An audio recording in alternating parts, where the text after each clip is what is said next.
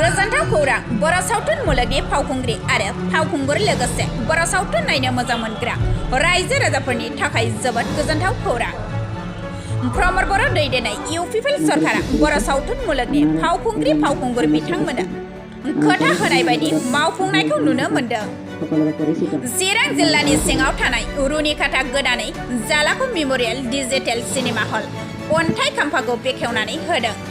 बिटिआरनि गाहाय मावफुं सोद्रोमा प्रमद बर' बिथाङा बे हाबाफारियावनो बाहागो लानानै खौरांगिरिफोरनि सिगाङाव ओरैबायदि बुंथियो जे बर' हारिनि राव थुनलाइखौ जौगाहोनांगौ थांखिखौ नोजोर होनानै बिटिआरनि गासै मोनबा जिल्लायावबो गंसे 2,20 लाख रांनि सिनेमा हल लुनानै होगोन होननानै फोरमायो।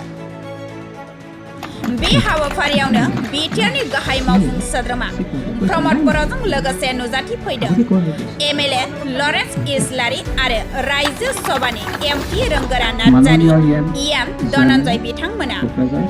बिथांमोनजों लोगोसे मिरु बिसानि आफादगिरि फुंखा महिलारि बिथांमोनाबो नुजाथिफैदों।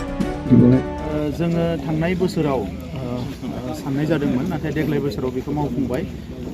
जोंनि बर' माहारिनिफ्राय माखासे आगोलनिबो गागि माखासे जोंहा फावगिरिफोर दङ, एक्टर एक्ट्रिसफोर दङ आरो गोबां क्रिएटिभ माखासे सुबुंफोर, सोरजिलु आखुनि सुबुंफोर दङ। दा बिथांमोना बायदिसिना जेंनानि गेजेरजोंबो माहारिनि हारिमु बिथिंखौ जौगाहोनो थाखाय आरो माहारिनि मानसिफोरनो मोजां मेसेज होनो थाखाय गोबां फिल्म बिथांमोना बर'नो, नाथाय गोबां जाहोनाव बिथांमोना लस जानो गोनां जायो, मानोना जोंहा सिनेमा हल गैया। दा बेवहाय मेसेजखौबो नांगौ बायदि हरनो हाया जायो आरो लोगोसे फाइनेन्सियेलि रांखान्थि बिथिङाव जेसेबां खरसा खालामो बेखौ बरनफिननायाबो उसुबिदा जायो।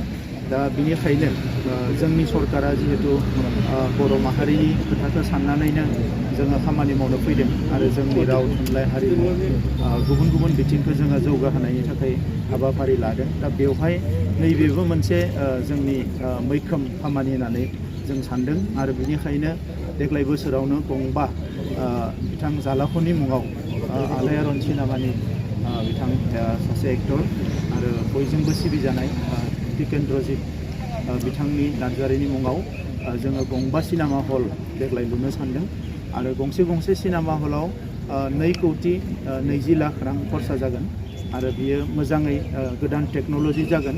बेवहाय सिनेमाजों लोगोसे वर्ल्ड काप क्रिकेट नायनो हागोन, गुबुन माखासे प्रग्रामफोर साइन्सनि माबा मोनसे नायनांगौब्ला प्राइम मिनिस्टारनि माबा मोनसे स्पिच, इन्टारनेशनेल स्टेन्डार्डनि माबा मोनसे कनफारेन्स, बे गासैखौबो रायजो राजाफ्रा बेवहाय नायनो हागोन आरो बेबायदि टेक्न'लजिखौ बेवहाय होनाय जागोन। दा बेनिखायनो आं मिजिंथिदों जाय बिथांमोना दिनै गोबां खस्थ' खालामनानै फिल्म बरनगासिनो दङ बिथांमोननि थाखाय बेयो मोजां जागोन आरो बिथांमोनखौ आं खावलायो फैबाय थानाय समाव आरोबाव मोजां फिल्म बरननानै जोंनि सावथुन जि जोंनि बर' सावथुनखौबो नेसनेल इन्टारनेशनेल स्टेन्डार्डआव लांनो हायो आरो जोंनि माहारिनि मुंखौ बिथांमोनाबो गोजौआव लांनो हायो आरो लोगोसे बायदिसिना थासारिफोरखौ फोसाबनायाव गोख्रों माखासे रल लानो हायो, बेखौनो मिजिंथिनानै आं बिथांमोनखौ खावलायनाय जाबाय।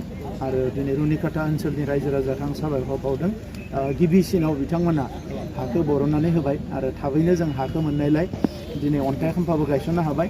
गुबुन जिल्लायावबो हाया जानानै दङ। खम समनि गेजेरावनो जोङो गुबुन जिल्लायावबो लुनायनि खामानिखौ जागायगोन आरो रुनिकाटायाव थाबैनो बे सिनेमा हल लुनायनि खामानिखौ जागायगोन। गोलाव देखायनो थाखायहाय लायनाय जादोंमोन खिन्थु दिनैसिम रायजो राजाफ्रा नुवाखै होननानै माबा जागासिनो। जाय बिथांमोना फिल्मखौ बानायदोंमोन आरो जाय बिथांमोना बेवहाय फाव लादोंमोन बिथांमोना बे फिल्मखौ दिन्थिगोन होननानै बुंदों।